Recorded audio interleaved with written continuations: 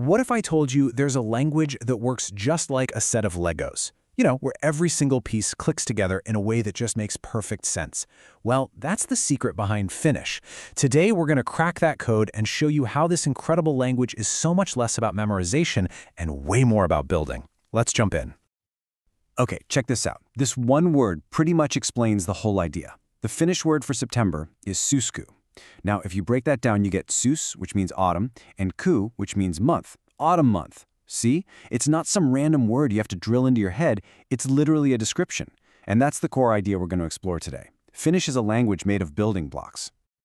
So, let's treat this whole thing like our own little construction project. We're going to start with the simplest, most basic Lego blocks and see how they snap together to build phrases, then sentences, and then even really complex ideas, all from the ground up. Every build has to start somewhere, right? So here is our very first block, the word tuo. It just means that, like when you're pointing at something. Simple enough. And let's grab our second block, nainen. This just means woman. So far, so good. We've got two separate, simple pieces. So what happens when we put them together? Well, they just click. There are no extra words, no weird word order to worry about. Tu naine, that woman. The logic is just so direct and clean. Okay, so we've got our basic blocks down. Now, let's expand our toolkit a bit and introduce what I like to call connectors. These are these tiny little additions that snap right onto our blocks to change their meaning in some really powerful ways. Here's exactly how this system works. We start with our main block, Argentina. Then we grab this small connector piece, sta, which means from. You just snap it onto the end and you get Argentina sta, from Argentina. It's that simple and it's always that predictable.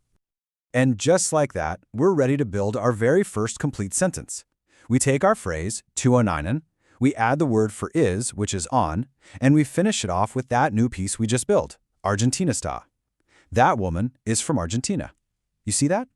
Every single part has a clear, logical job. And trust me, the logic doesn't stop there. This is one of my favorite examples. How do you say nephew in Finnish? Well, you don't memorize a new word. You literally describe who that person is. You take the word for brother, veli, and the word for son, poika, and you just smash them together. Velin poika. Brother, son. It's just so incredibly efficient. And you might be wondering, can we add another connector to this new word we just made? Of course we can. This little suffix right here, ni, means my. So you just attach it to the end of velin poika, and you get velin poikani, my nephew. The system just works, every time.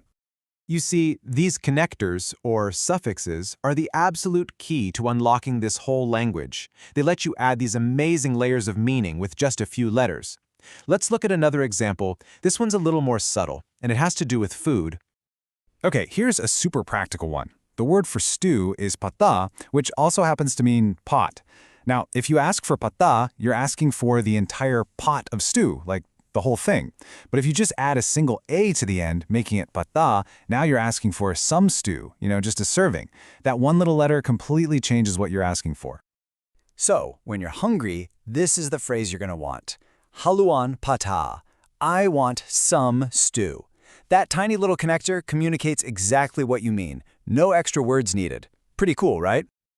All right, let's open up a new box of building blocks. This time, we're going to move on to concepts like time and the calendar. And, well, you can probably guess what we're about to find. Even more of that beautiful logic.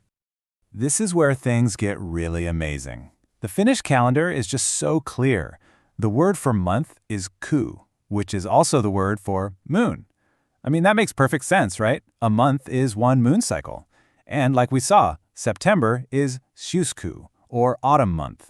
March is maaliskuu, which literally means Earth month, probably for when the earth starts to thaw after winter. It's like poetry and logic all rolled into one. And of course, that same system we learned earlier still applies here. No new rules to learn. We just take our block, syysku, we add the connector, sassa, which means in, and what do we get? Syyskuussa, in September. It's consistent, it's predictable, and it's just really elegant. Okay, it is time for the final build. You've seen the blocks, you know how the connectors work, so now let's put your new skills to the test and see what we can construct with everything we've learned so far. All right, first one. How would you say this? A little hint, the word for gentleman is herra. Go on, take a second to think about it. Boom, there it is. Tuo herra on Argentinasta. See what you did there? You just swapped out one block, nainen, for another one, herra, and the whole structure works perfectly. You've totally got this. Okay, you ready to level up? Let's try something a bit more ambitious. This sentence combines a few different ideas we've touched on. How would you build this one? And here it is. Tänään on torstai ja haluan 2 olutta. You can actually see the individual pieces clicking together. Today is Thursday, and I want 2 beers. Look at that. You're building complex, useful sentences. That's fantastic. Okay, let's do one more for fun, just to round things out. How would you say the general is a giant? Kenraali on jättiläinen. Simple, direct, and perfectly built using the exact same rules we've been following this whole time. So what's the big takeaway here? It's that learning Finnish isn't about trying to memorize a massive dictionary. It's about understanding a system of logical blocks and predictable connectors. Once you get the rules of construction, you're not just memorizing anymore, you're building. And the only question left is, what else could you build?